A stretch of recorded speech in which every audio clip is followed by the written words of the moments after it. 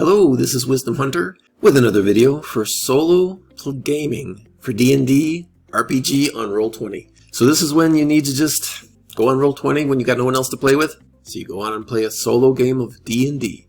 So I'm going to show you here in these series of videos different tricks on how to use Roll20 for solo gaming. Okay, so this video is going to talk about different DC rolls. What do I mean by this? Is that usually you have a DC, you roll, you beat it, you win, right? But there's different ways to do DCs. Many different ways. So I'm going to show you many different ways to do DCs, and this really adds kind of some interesting complexity to the game. So I'm going to show you some macros that you can throw into your game when you need to do some interesting DC rolls. Okay, let me show you. I got 7 here to show you. So we'll start with the first 3. Here we go. So here you're going to see the first 3 macros. The one's for deflating multiple successes, one's for resisting, and one's for group cumulative multi-rounds. I'll go into Roll20 later and show you these how they work.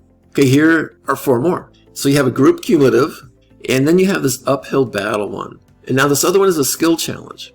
And the other one is teamwork, which I like. Okay, so now let's go into Roll20, and I'll show you there how these things work. Okay, here we are in Roll20, and the first one I'm going to show you is the uphill battle one. Okay, so let me just do this so you can see what it looks like. So what is the starting DC? We'll say it's 14. So you want to win an uphill battle.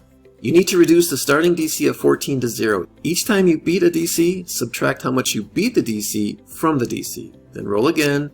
Can you take the DC to 0? No failures allowed. Good luck. So, there it is. You have an uphill battle that you want to do. This is the DC that you're going to want to use.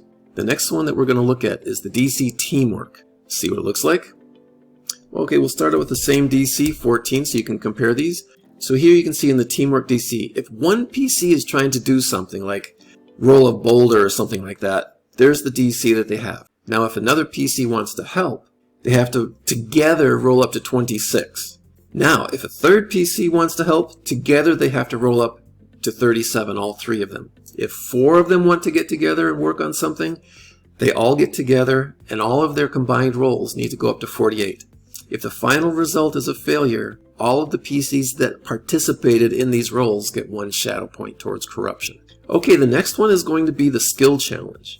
Let's go ahead and bring it up so you can see what it looks like. Same DC, 14, so you can compare these.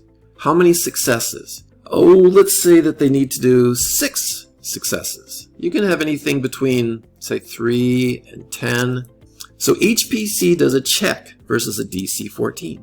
Cannot repeat checks from in the next round. Like they can use proficiency in tools, skills, spells, or attacks.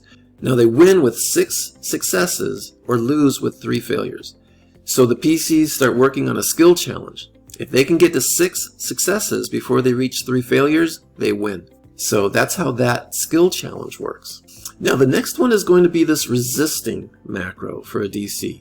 They're trying to torture information out of you and you're resisting and you're resisting. Let me show you what it looks like. So how much does the DC rise? We'll say it rises by 1, which is kind of a default.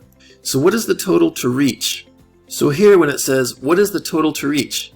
And I have down here as a default 4. That's basically best of 7. So you're either going to lose 4 times or you're going to win 4 times. Whichever comes first, that determines the success or the failure of this particular DC challenge.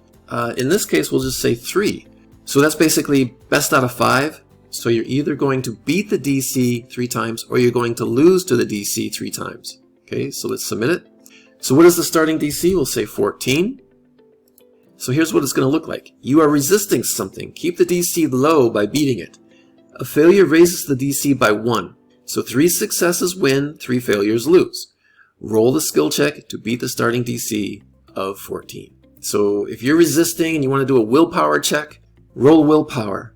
And if you can beat that willpower check 3 times before you lose to it 3 times, you've resisted. And now you're not going to give that information through torture. This resisting, inflating DC is it actually gives you this good role-playing action. So where it's like you're resisting, you're rolling to resist. You're not just rolling 1 time to say, okay, I win, I'm not going to give you information. No, you're resisting. So they keep trying to torture you. They keep trying to get the information out of you. They keep trying to get the information out of you. So you roll and roll and roll and you're resisting. But every time you fail that DC, it'll raise up by 1, which makes the chances of losing even greater. This resisting, inflating DC is actually really fun when you get into playing it. The next one we're going to look at is the group cumulative multi-rounds. Let's just go ahead and show you what it looks like. How many C's doing the check? We'll say 3. How many rounds to succeed? Let's say they have 6 rounds to succeed in whatever they're trying to do. And the DC to work with here, we'll say 14. So we'll see here that the 3 PCs roll to reach 234. Reach DC to stop opposing checks. So if they're opposing something, if there's something they're trying to beat, but it's going to take 6 rounds to do it, they need to keep rolling different checks, whether it's attacks, skills, whatever they need to do. And if you start adding up all of their rolls over 6 rounds, if they can get to 234 before the opposing side hits their goal, they win. Okay, the next one we're going to look at is the group cumulative. Let me just show you the macro, see how it comes out. So how many PCs doing the check? We'll say again 3. What is the DC? 14. This is a 1-round check. This is like a stealth check. So you have 3 PCs doing a stealth check. And their rolls need to beat 39. Okay, the last one I'm going to be showing here is deflating multiple successes. Let me just show you what it looks like. So how much does the DC drop? We'll say it drops by 2. What is the success? So you can beat the DC 3 times or taking it to 0. Let's say we beat it 3 times. So this is a deflating DC. Each time DC is beaten, DC drops by 2. Success is beating DC 3 times. So when would you use something like this? I personally use this for poison.